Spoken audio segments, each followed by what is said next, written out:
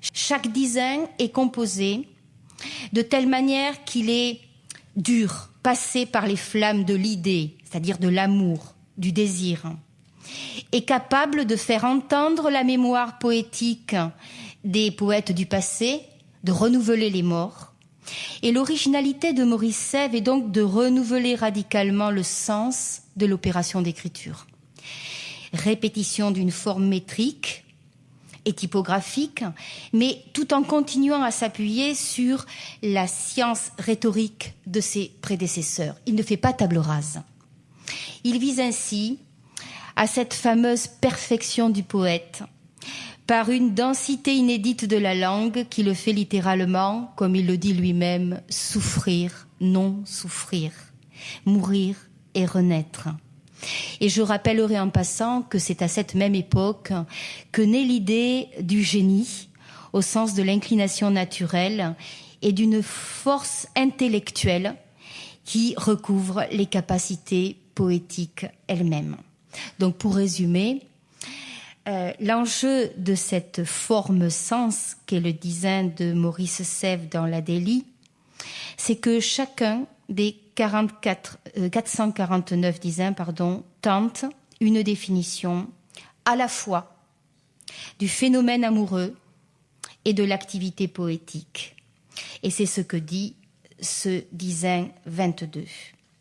Je me permets, je me lâche, de lire une forme poétique qu'on n'a pas l'habitude d'entendre, et je me suis dit que c'était quand même une occasion, pas simplement pour théoriser, mais pour écouter une forme poétique qui sonne et qui est extrêmement travaillée.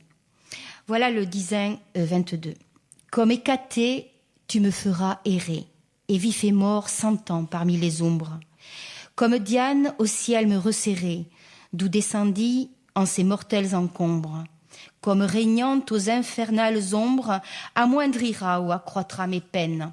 Mais comme lune infuse dans mes veines, celle tu fus et seras délit, qu'amour a joint à mes pensées vaines, si fort que mort jamais ne l'en délie.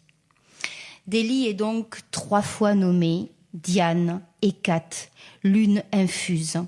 L'acte poétique de nomination opère ainsi dans les 449 dizains par une sorte de diffraction du nom de Délit chanté dans le tissu du poème, de telle sorte que les phonèmes du nom irradient dans chaque poème et font comme une sorte de musique.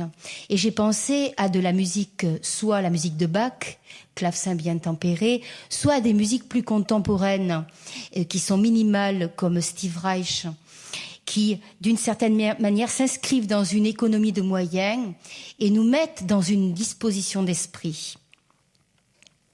Donc Sèvres met en marche dans cette Délie et ses dizains une mémoire poétique du non chanté. Et une fois présente cette mémoire à l'intérieur de notre pensée, elle engendre la poésie comme une mémoire des poètes du passé. Et vous remarquerez que jamais Délie n'est cité. Et même si nous trouvons dans certains poèmes une référence au corps de la femme aimée, sa définition est toujours fictionnelle et mythique. La vérité en poésie serait d'abord là, dans cette révision des valeurs du canon littéraire, pour rejoindre une expérience de soi et du monde, universelle et à chaque fois singulière. Le dizain est un véritable paradoxe et j'ai mené une enquête.